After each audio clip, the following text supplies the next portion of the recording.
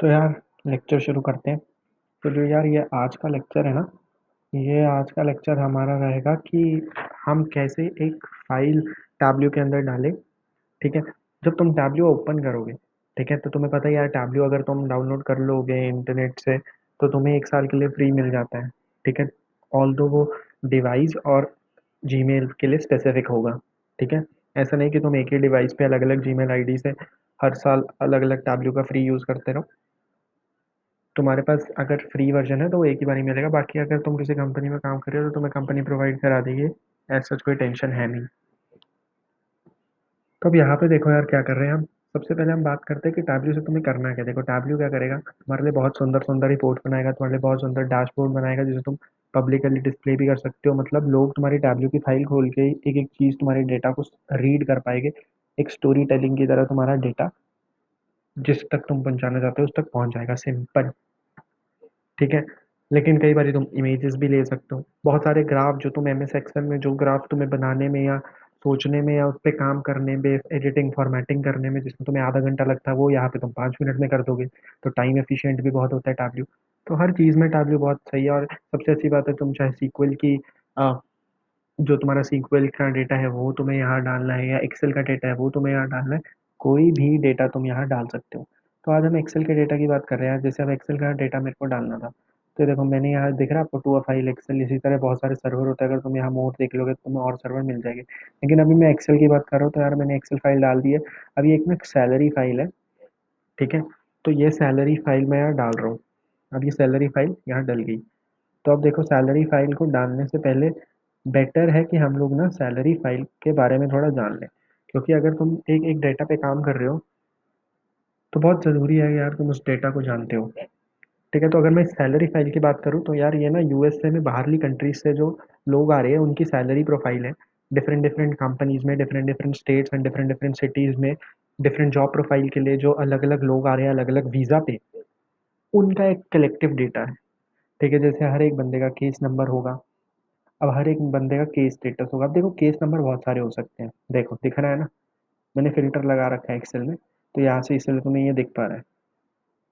अब case status देखो बहुत कम है केस स्टेटस। तो एक जो चीज़ें कम होती है ना, 8 10 30, चलो मान लिया 40, उससे ज़्यादा नहीं, ऐसी चीज़ों पे तुम अपने डेटा को क्लासीफाई कर सकते हो और ऐसी चीज़ों के ग्राफ बनाओगे। अब ऐसा तो नहीं है ना यार, सपोज ये डेटा में तुम अगर देखोगे, अगर मैं इस डेटा के बिल्कुल नीचे चल जाऊंगा तो ये देखो कितना ज़्यादा डेटा सेट है यार, मतलब इतने ज़्यादा एम्प्लॉय आए हैं।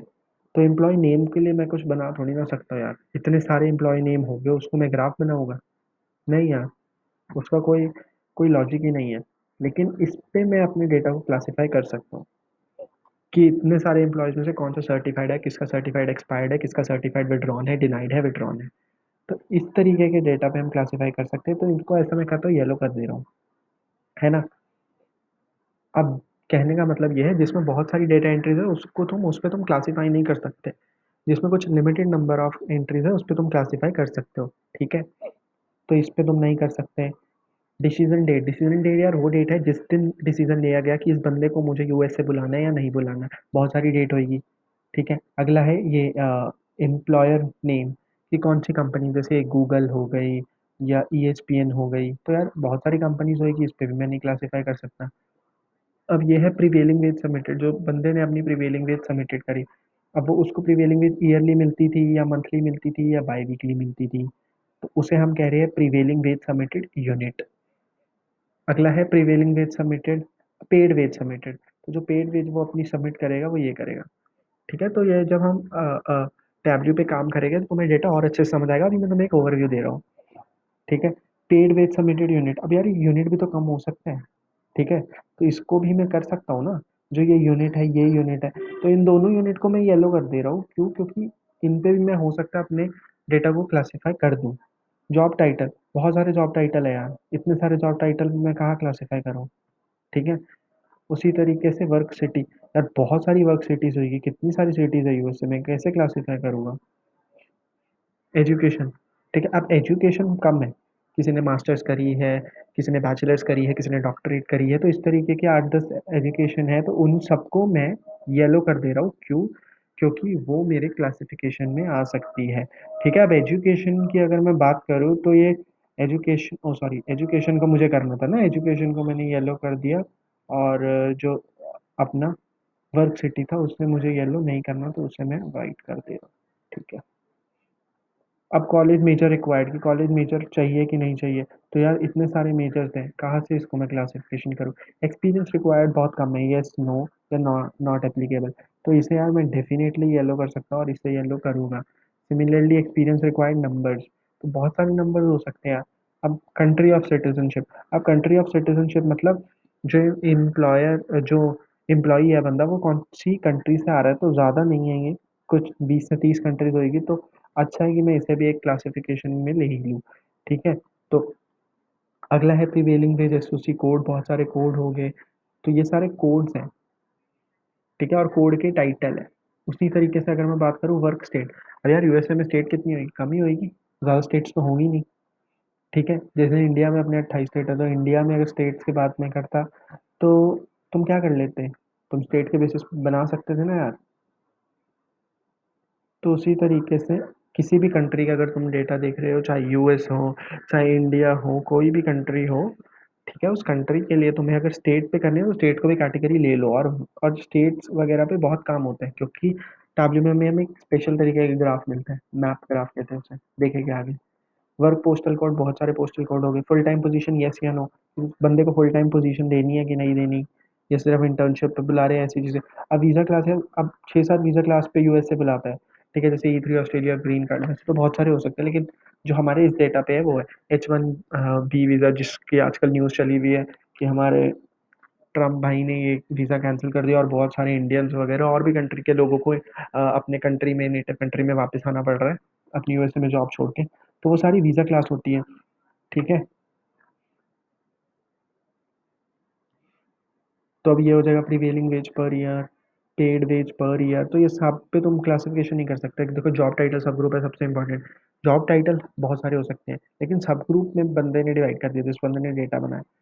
तो इसे भी मैं येलो कर दे रहा हूँ। जैसे अब तुम बात करो कि उसने बोला कि एक बंदा है जो डेटा साइंटिस्ट है।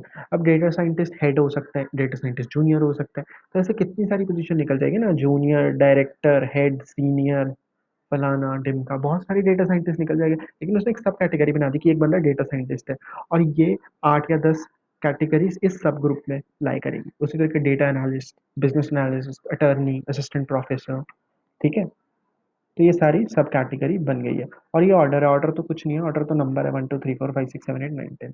तुम्हें अपना डेटा पता चल गया। अब तुम्हें अपना डेटा पता चल गया है, एक चीज़ मैं तुम्हें और बता दूं कि अब जैसे देख रहे हो, ठीक है, इस पे क्लिक करोगे ना, तो तुम्हारे जो कॉलम्स थे वो इस तरीके से शो हो रहे हैं अभी, है ना। इस पे क्लिक करोगे तो कॉलम्स इस तरीके से शो हो जाएंगे। ठीक है। इस पे क्लिक करोगे तो कॉलम्स दोबारा इस तरीके से शो हो जाएंगे। अब टैब्ल्यू क्या करता है, टैब्ल्यू यार तुम्हारा ना हर एक कॉलम का जो डेटा टाइप है वो बता रहा है। जैसे अगर मैं बात करूँ एम्प्लॉयर नेम स्ट्रिंग होता है। ठीक है, तो वो स्ट्रिंग बता रहा है। लेकिन कभी कभार ना टैब्ल्यू की दिक्कत है, टैब्ल्यू गलत डेटा टाइप भी बता देता है। तो एक बार सारी डेटा टाइप को ना पढ़ लो, और डिसाइड कर लो कि इसका डेटा टाइप क्या होना चाहिए। इसका डेटा टाइप स्ट्रिंग होना चाहिए, इसका डेटा टाइप नंबर होना चाहिए, इसका डेटा टाइप डेट होना चाहिए। अब जैसे डिसीजन डेट है, जिस दिन बंदे के लिए डिसीजन लिया गया कि इसको नौकरी पे रखना है कि नहीं, वो यार क्या होगा, डेट एंड टाइम होगा ना यार। तो इसे डेट एंड टाइम कर दो। ठीक है, या इसे डेट कर दो, टाइम भी नहीं करना तो अगर, तो वो तुम्हारी मर्जी है, लेकिन वो स्ट्रिंग नहीं हो सकता। अब जैसे अगर मैं बात करूँ, ये था जो सैलरी थी, तो इसे मैं नंबर कर देता हूँ। ठीक है, क्योंकि सैलरी कभी उसमें नहीं हो सकती, स्ट्रिंग में नहीं हो सकती। अब यूनिट, यूनिट तो ये था ना, ईयरली बाई वीकली, तो ये सब स्ट्रिंग में हो सकता है, लेकिन ये जो था ये था वेज, सैलरी, वो नंबर में होगी, तो वो मैंने नंबर में कर दी। कोई दिक्कत नहीं है। अब ये देख रहे हो, यहाँ से मैं स्क्रॉल कर सकता हूँ इसे। ठीक है, तो ये चला जाएगा, थोड़ा राइट हो जाएगा। अब जैसे यार एक्सपीरियंस रिक्वायर्ड, तो येस और नो था। ठीक है, तो येस और नो किस में होगा, स्ट्रिंग में होगा, तो ये स्ट्रिंग में ही है, कोई दिक्कत नहीं है। अब ये था experience required number of months, तो मंथ्स यार नंबर में होता है ना, कि कितने मंथ चाहिए मुझे, 10 मंथ का एक्सपीरियंस चाहिए मुझे, 20 मंथ का चाहिए, तो वो सब नंबर में होता है। तो मैंने इसे नंबर में चेंज कर दिया। अब ये देख रहे हो, ये होता है कंट्री, तो कंट्री के लिए उसने एक एक अर्थ जैसा सिंबल बनाया हुआ है। दैट मीन्स वो जोग्राफिकल लोकेशन की बात कर रहा है।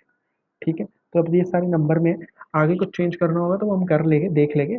ठीक है, लेकिन अभी के लिए तुम्हें पता चल गया किस तरीके से तुम कर सकते हो। तो अब इसे बस अपडेट नाउ कर दो। जब तुम डेट नाउ करोगे तो तुम्हारी यहाँ जो शीट है, ये जो तुम देख रहे हो गो टू वर्कशीट, तो वो अपडेट होके उस शीट में खुल जाएगा। ठीक है, बस इतना सा है। अब आगे शीट खुल जाएगी तो हम आगे हमारा पहला ग्राफ बनाएंगे, हम सीखेंगे कैसे कैसे ग्राफ बनाते हैं, अलग अलग कॉन्सेप्ट सीखेंगे। ठीक है, आज के लिए बस इतना ही।